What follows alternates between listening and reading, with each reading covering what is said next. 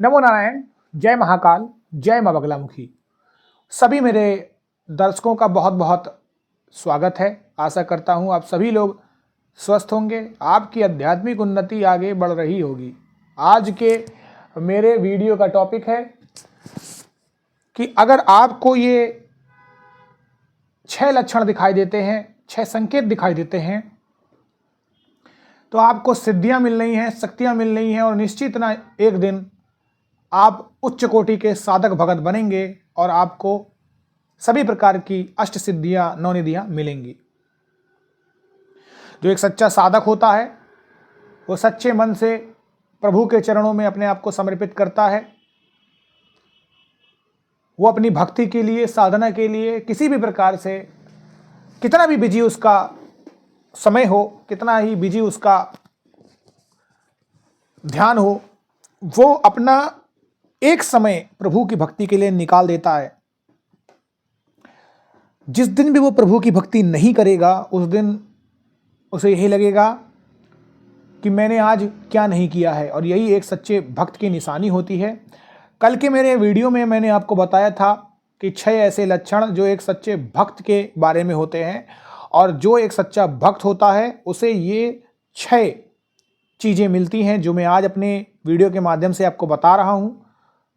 और ये 6 चीज़ें इंडिकेट करती हैं कि आपको सिद्धियां मिलने वाली हैं, शक्तियां मिलने वाली हैं, चीज़ें आपके तरफ अब होने वाली हैं।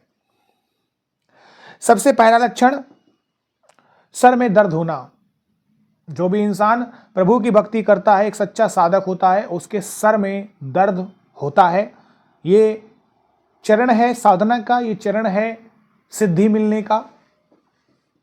आपके सर के थोड़ा नीचे, जिसे हम थर्ड आई कहते हैं, आज्ञा चक्र कहते हैं, वहां पर जब आप ध्यान करते हैं और बहुत ज़्यादा मंत्रों का जाप करते हैं तो वहां पर आपको एक हल्का सा खिंचाव सा महसूस होता है, एक दर्द सा होता है, क्योंकि आपकी जो कुंडली शक्ति है वो रूट चक्र से होती हुई ऊपर तक जाती है, बढ़ती है।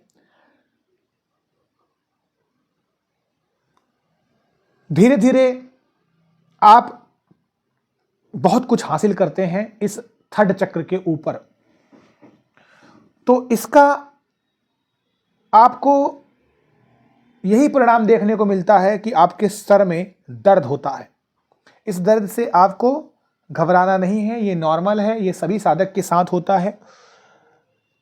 बस आपको इसे कंट्रोल करना आना चाहिए। अगर आपको दर्द बहुत ज़्यादा हो रहा है तो आप फिर इसमें उतना ज़्यादा ध्यान मत लगाएं। आंखें खोल के भी कुछ समय के लिए आप कर सकते हैं, और फिर जैसे जैसे आपको अभ्यास हो आप धीरे धीरे आंखें बंद करके मेडिटेशन के रूप में यहां पर फोकस कर सकते हैं।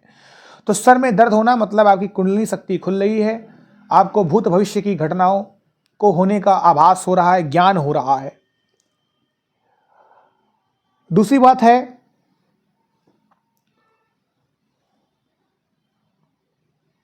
आप जो सोच रहे हो वो आपको दिखने लग जाए, जो बोल रहे हो वो होने लग जाए।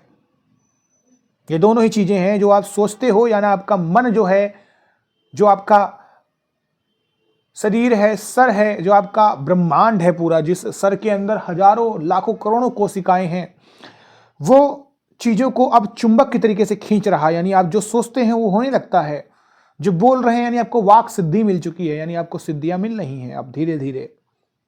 तो ये दूसरा लक्षण होता है। तीसरा लक्षण होता है पूजा में फूल बनना। आप में से बहुत लोगों के पूजा में फूल बनता होगा, ये पहला चरण होता है। दूसरी बार जब और आप भक्ति करते हैं तो धीरे धीरे पूजा में आपके आकृतियां बनना स्टार्ट हो जाती हैं। पूजा में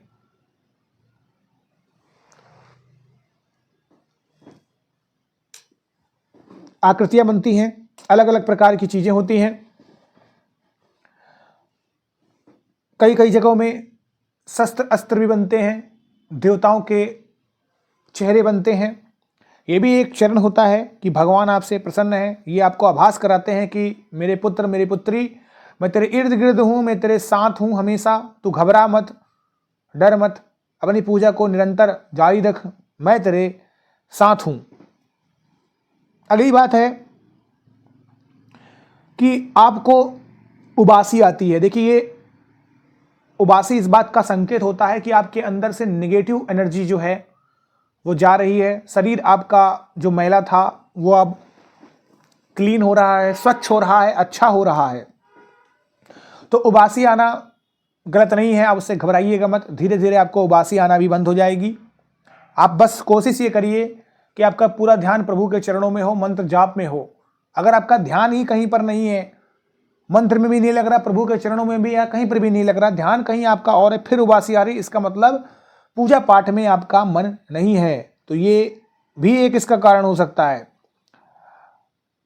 उसके बाद शरीर में दर्द होना। देखिए, जो हमारी कुंडलिनी शक्ति होती है वो रीढ़ की हड्डी में रहती है, नीचे से गुदादार से थोड़ा ऊपर होते हुए सर्प के आकार की ऊपर के तरफ को मुड़ी हुई, जो आपको नीचे से ऊपर की ओर ले जाती है, चलती है।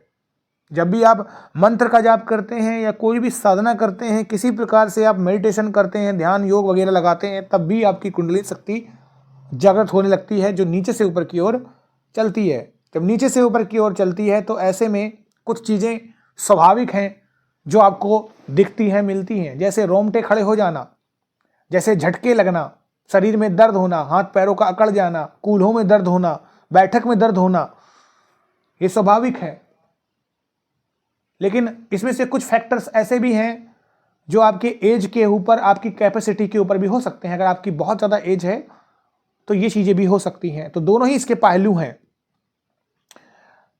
सबसे इंपॉर्टेंट पॉइंट है ब्रह्म मुहूर्त में आंख खुलना। यहाँ पर ब्रह्म मुहूर्त के बहुत सारे अलग अलग तर्क होते हैं। कोई कहता है 4 बजे, कोई कहता है 3 बजे।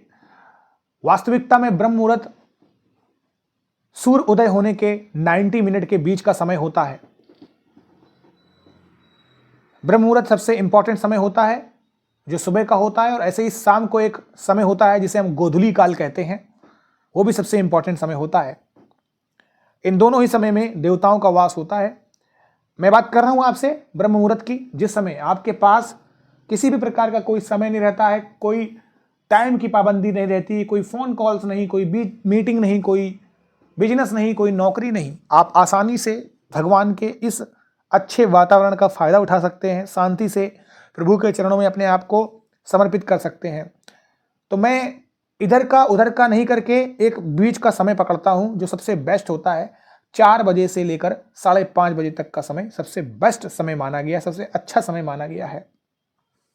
वैसे तो आपको पूजा पाठ इसी समय करनी चाहिए, लेकिन अगर किसी कारणवश आपकी फिजिकल एक्टिविटी, अपने शरीर की हालत को देखते हुए अगर आप पूजा पाठ अपनी 8 बजे तक भी कर लेते हैं सुबह, तो भी कोई प्रॉब्लम नहीं है। तो अगर आपकी आंख 4 से 5:30 बजे के बीच खुलती है, कई लोग ऐसे बोलेंगे कि मेरी 3 बजे खुलती, 2:30 बजे खुलती, ये सब भूतिया समय होता है। दूसरी बात है कि अगर आपकी आंख रात में बार बार खुल रही है 1 बजे, 1:30 बजे, आपको अनिद्रा की प्रॉब्लम है, आपको इलाज कराना होगा प्रॉपर तरीके से इस चीज़ का। ब्रह्म मुहूर्त ये बिल्कुल भी नहीं है।